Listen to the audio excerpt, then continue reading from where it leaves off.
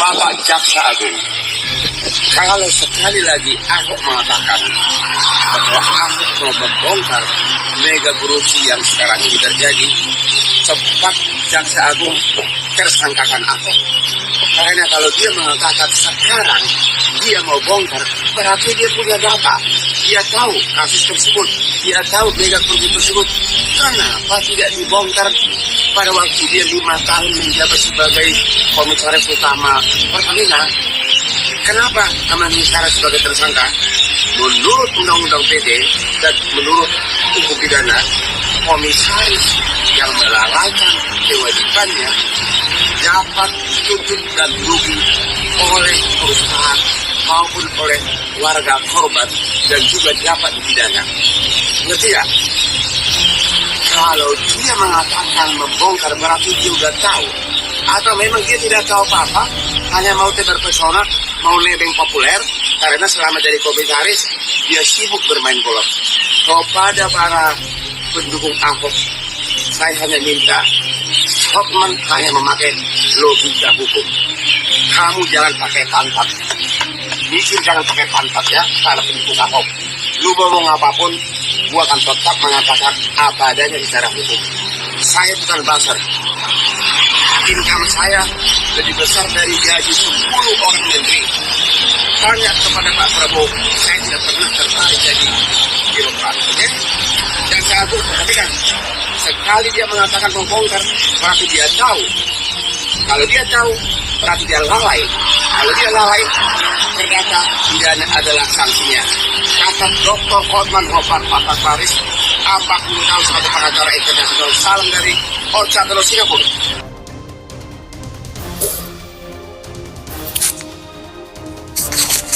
Semakin ramai. Tapi saya sepakat dengan Bang Hotman Paris ini. Ya, ini bukan persoalan politik ya. Ini bukan persoalan like and dislike, siapa mendukung siapa. Bukan. Ini persis seperti yang saya komentari kemarin terkait komentarnya Ahok. Pada podcastnya dia mengatakan, saya punya datanya semuanya. Siap memenjarakan, siap mengungkap semuanya. Hanya dia berkilah, tapi rezim mau apa tidak? Itu bukan persoalannya Ahok.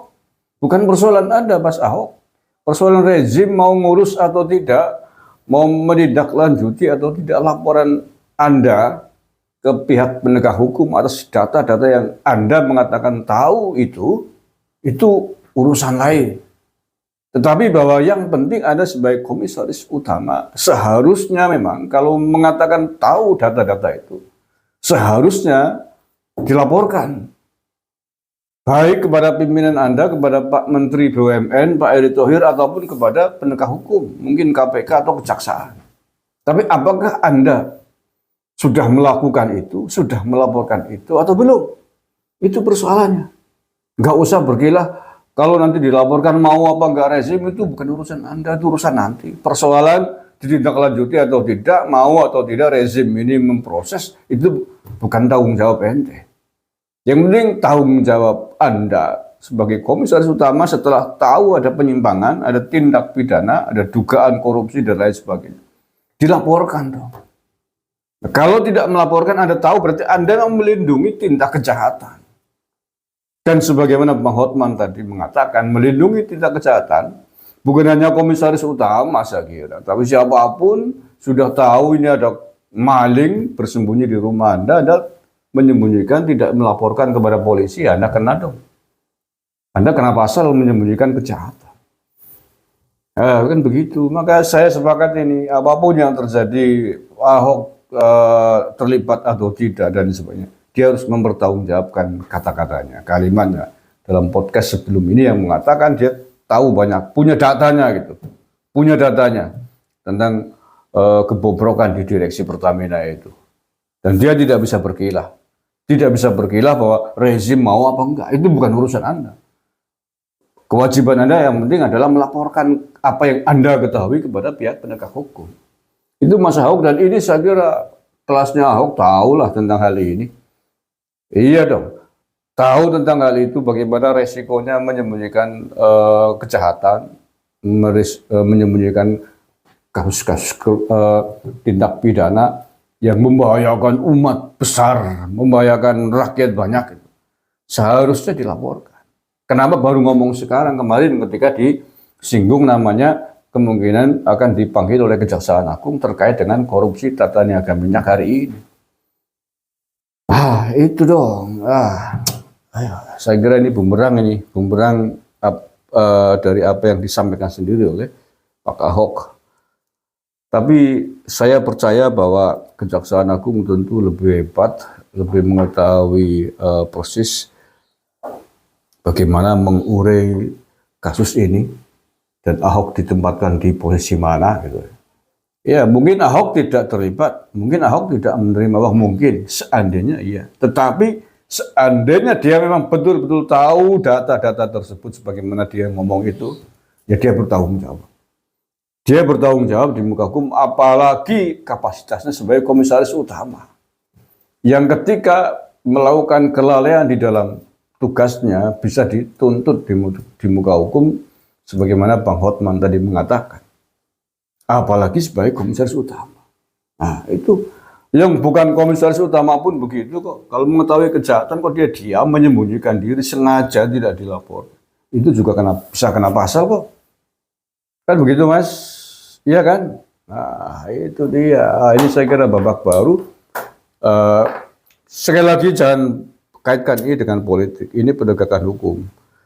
Ini bagaimana menyelamatkan rakyat banyak atas mafia minyak, atas kebobrokan direksi Pertamina, atas kasus yang merugikan negara hampir 1.000 triliun selama 5 tahun terakhir.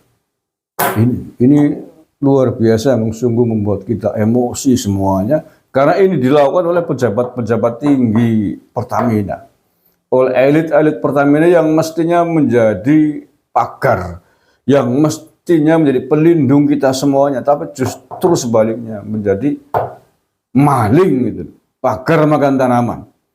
Orang dipercaya untuk memanage bagaimana aset, bagaimana kekayaan negara, bagaimana Pertamina bisa bermanfaat untuk bangsa dan negara dengan sebaik-baiknya, tapi justru sebaliknya digarong untuk kepentingan sendiri. Ya garongnya kalau hanya mungkin jutaan, triliunan. Sekali lagi triliunan, 1.000 triliun hampir. Ini kurang ajarnya bukan main. Mungkin kalau Jaksa Agung dalam proses nanti pengadilan menjatuhkan hukuman mati tembak di tempat, saat itu juga pun saya kira rakyat Indonesia akan mendukung. Iya, seandainya ini berapa 7 atau 9 tersangka dalam kasus mafia migas ini yang merugikan negara hampir 1.000 triliun ini, seandainya vonisnya hukuman mati tembak di tempat saat itu juga saya yakin seyakin-yakinnya seluruh rakyat Indonesia mendukung vonis tersebut. Karena kebangetan ini, kebangetan luar biasa. Makan sana sini, impor minyak dengan markup, petralit dibeli dengan harga Pertamax, kemudian pulang sudah dibeli, dioplos, dijual dengan harga Pertamax. Ini jahatnya luar biasa, nggak terampuni menurut saya, sejahat-jahatnya. Karena ini menyasar seluruh rakyat Indonesia dalam hal BBM.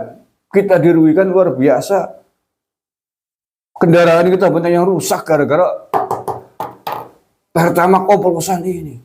Ini siapa yang mau mengganti rugi rakyat ini? Termasuk saya. Lah ya, bertahun-tahun saya berlangganan Pertamax dengan harapan agar mesin mobil saya itu baik, awet. Tapi nyatanya emang nggak ada bedanya dengan ketika diisi dengan Pertalite. Ternyata oplosan. Nah ini siapa yang ganti rugi? Ini tidak hanya saya, tapi seluruh pengguna Pertamax. Siapa yang mau ganti rugi?